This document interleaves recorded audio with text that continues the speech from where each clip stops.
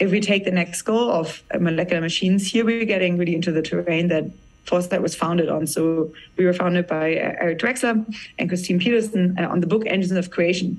And so that envisions this long-term future of what would it mean if we can actually create things from the bottom up with atomic precision. So really by moving potentially, eventually individual atoms around. So that's a very long-term goal, but it would mean that you can create almost anything incredibly precisely, cheap, without waste, and you can create entirely new physical objects. And so we're not there yet by far, but we have made an insane amount of progress over the past few years. And so I just want to, briefly give you a quick walkthrough of what's already possible here. And so this will be brief, but short and sweet, because I think most of the progress really that I was blown away by this year came from that group. And so here we have that's coming out of David Baker's lab at University of Washington. Here it's Alexis Courbet, and he basically asked, what can we hallucinate de novo proteins already? So this is, the dream tools that many of us have played around with for machine learning. And what you can potentially do is using similar tools to really help with protein folding on the path to creating atomically precise machines. Using proteins as the individual components. They've published a few incredible papers on this work.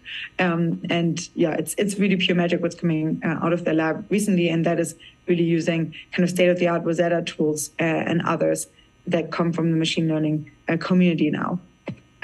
This one is a little bit more out there because it involves a physical component too. So that's Lee Cronin at the University of Glasgow, and he is basically building a computer. And so it's basically software that can translate the words that a chemist speaks into recipes for molecules that a robot computer can then understand and produce. So this is this NonDiscovery Robot. It's a physical device, and it's really linked to kind of like end-to-end to this tool by which, chemists can like try to communicate with it already a little bit like you'd speak to, to an assistant, basically. And so it's really cool work. It's like still advancing, but maybe one level up. And this is Adam Marblestone, who's, I think, speaking on Friday, if I'm not correct, or on Thursday to you guys. So get excited. He definitely has his hands in many different individual fields. But here he's kind of taking up this more longer term goal of a molecular 3D printer.